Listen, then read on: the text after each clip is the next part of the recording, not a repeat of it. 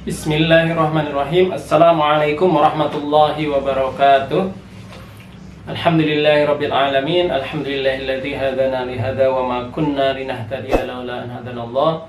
Asyhadu an la ilaha illallah wahdahu la syarika lah wa asyhadu anna Muhammadan abduhu wa rasuluhu la nabiyya ba'dah, amma ba'du. Alhamdulillah teman-teman, kita bisa berjumpa kembali. Kita akan melanjutkan pembahasan yang pekan lalu, yaitu masih tentang fikih, tentang sholat sunnah yang ma'thur ya. Kalau kemarin kita sudah membahas tentang sholat sunnah rawatib dan duha. Kita lanjutkan untuk pekan ini adalah tentang sholat sunnah yang dilakukan di malam hari. Ada tahajud, witir, dan khusus di bulan Ramadan yaitu tarawih ya. Sebelumnya, kenapa kita sangat dianjurkan untuk istiqomah dalam melaksanakan sholat tahajud? Ada beberapa keutamaan. Setidaknya ada 4 keutamaan yang tertera dalam Al-Quran yang Allah berikan keistimewaan untuk orang yang sering melakukan sholat tahajud. Di dalam surat Al-Isra ayat 79 sampai 81, A'udzubillahi minasyaitonirrajim. Wa minal laili fatahajjad bihi nafilatan lak. Dan pada sebagian malam maka dirikanlah tahajud, laksanakanlah tahajud. Nafilatan laka. Nafilah itu sebagai tambahan atau hukumnya sunnah berarti ya, hukumnya sholat sunnah. Karena sebelum ayat ini turun, tahajud ini sifatnya wajib bagi Nabi ya. Tapi setelah ayat ini turun bahwa sholat tahajud adalah sunnah. Walaupun demikian, tapi Nabi SAW selalu melakukannya ya. Apa saja keutamaannya? Yang pertama, di ayat tersebut Allah akan mengangkat derajat orang yang sering melakukan sholat tahajud. Dilanjutkan, asa ayyab'atsaka rabbuka maqaman mahmuda. Allah akan memberikan derajat yang tinggi di tempat maqaman mahmuda ya, tempat yang paling tinggi. Lalu dilanjutkan, wa qur rabbi adkhilni mudkhala sidqin wa akhrijni mukhraja sidqin. Yang kedua adalah Allah akan memudahkan setiap memulai aktivitas ya. Jadi waqur rabbi, dan katakanlah wahai Tuhanku, adkhilni, masukkanlah aku, mudkhala sidqin,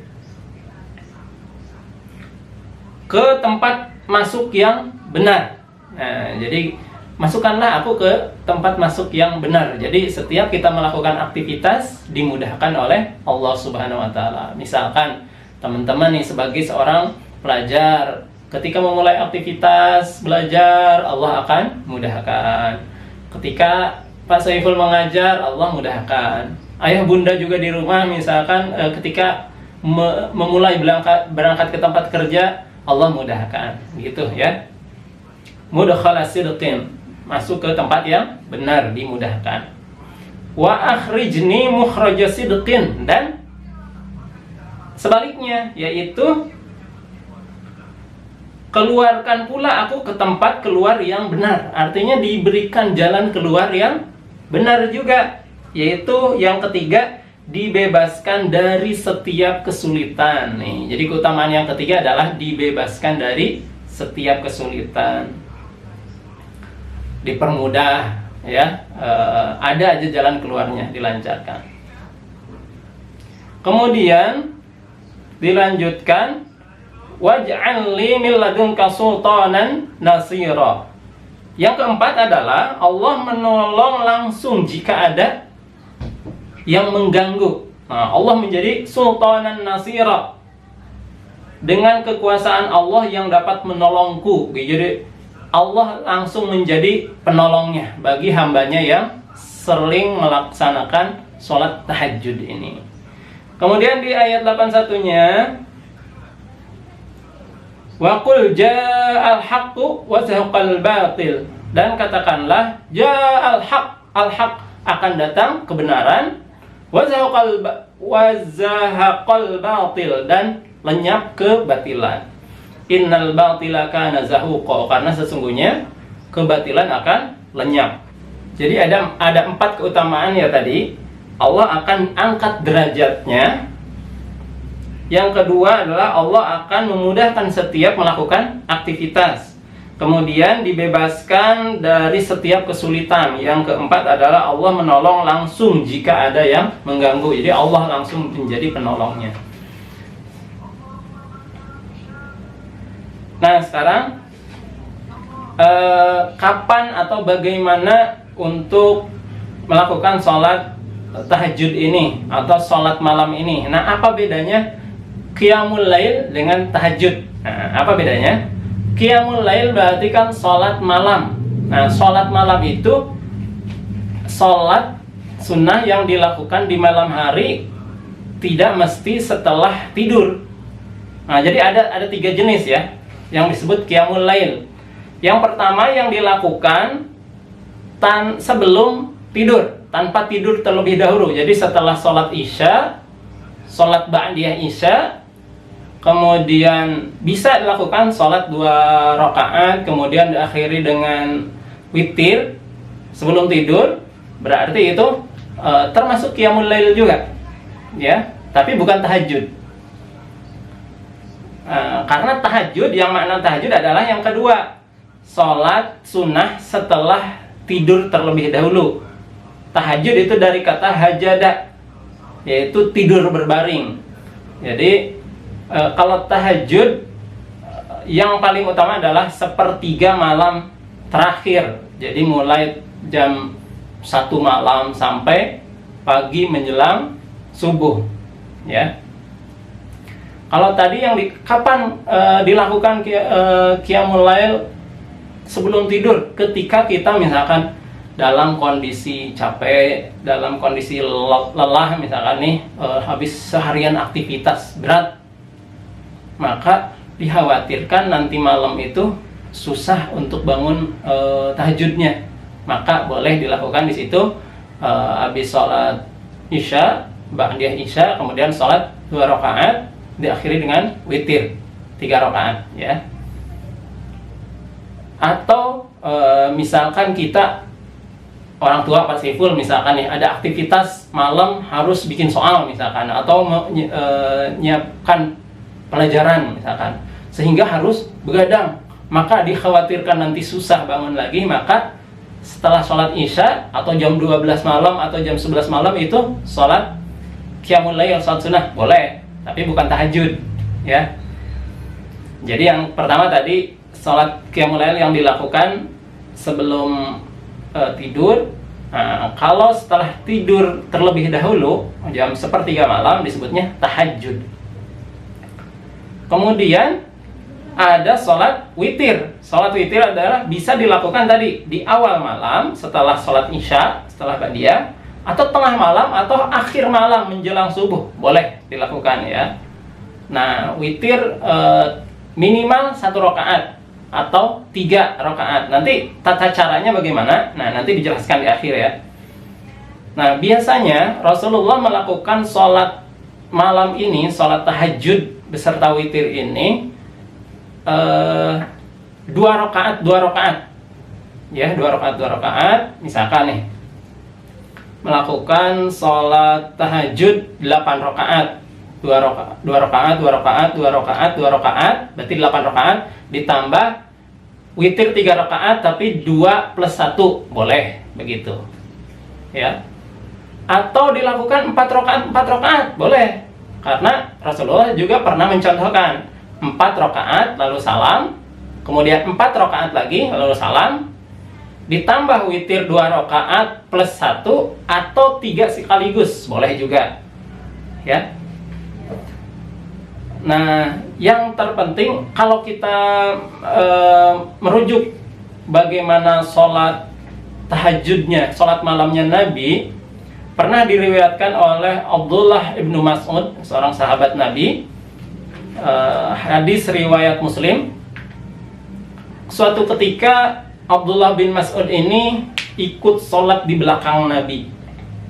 Nah, kemudian setelah Nabi menjadi imam, nah setelah surat Al-Fatihah, Nabi membaca awal surat Al-Baqarah. Oh, dipikir dalam hati Abdullah bin Mas'ud, wah suratnya panjang. Oh, mungkin sampai ayat 100 kali gitu. Mungkin sampai ayat 100. Tapi setelah ayat 100, ternyata Nabi melanjutkan sampai akhir Al-Baqarah. Oh, mungkin sampai akhir Al-Baqarah lalu ruku kali. Oh, ternyata tidak. Dilanjutkan lagi surat An-Nisa. Oh, mungkin sampai akhir surat An-Nisa gitu. Ternyata dilanjutkan lagi surat Ali Imran gitu. Maka sampai 3 surat, Al-Baqarah, An-Nisa, Ali Imran. Ya, kemudian ruku Nabi. Nah, yang menarik adalah rukunya adalah sama panjangnya dengan waktu berdirinya tersebut. Jadi luar biasa lamanya sholat sunnahnya Nabi. Kemudian begitu pun bangun dari ruku, itu i'tidal, lamanya juga sama seperti lamanya ruku. Begitupun dengan sujud, 2 kali sujud itu sama. Lalu di rakaat kedua juga sama seperti rakaat pertama. Jadi luar biasa sangat lama ya. Nah, apa maknanya bagi kita? Bagi yang baru menghafal Al-Qur'annya, baru menghafal juz 30 mungkin kalian gitu ya.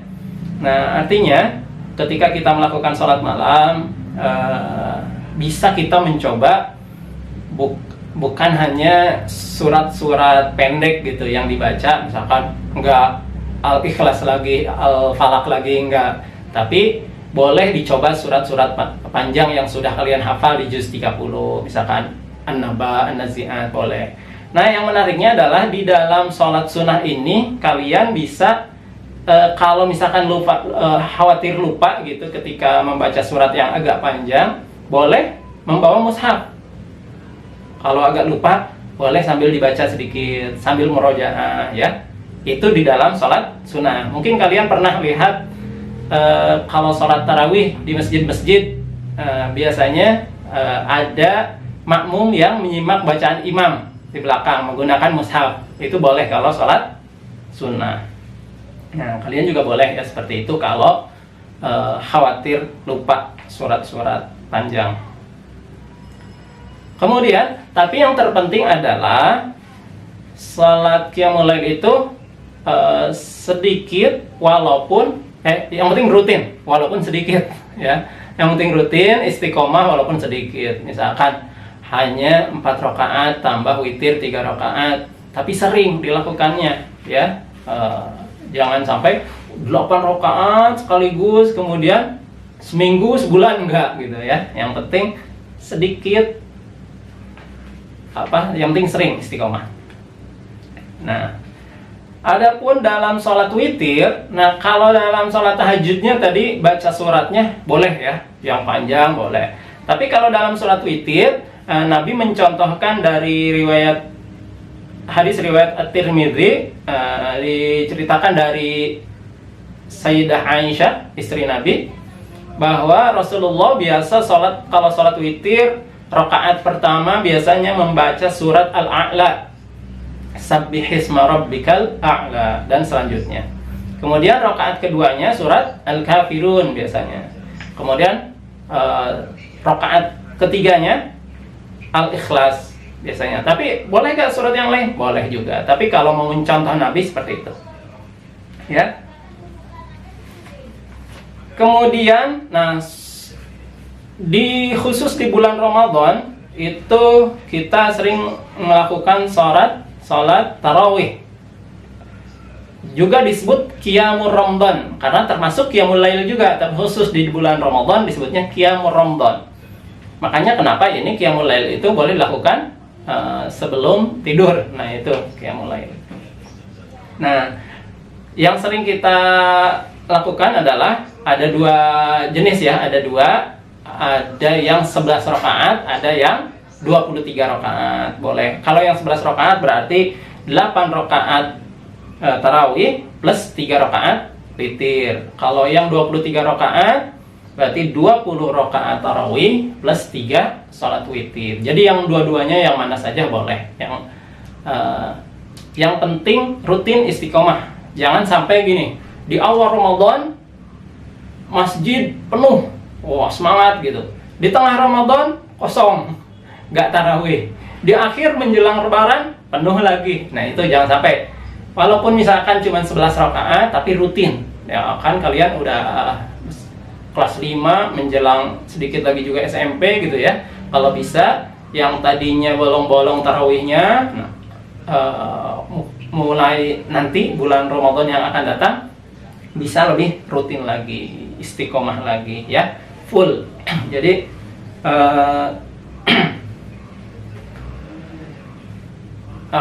puasanya full, puasa Ramadannya full, kemudian tarawihnya juga full ya.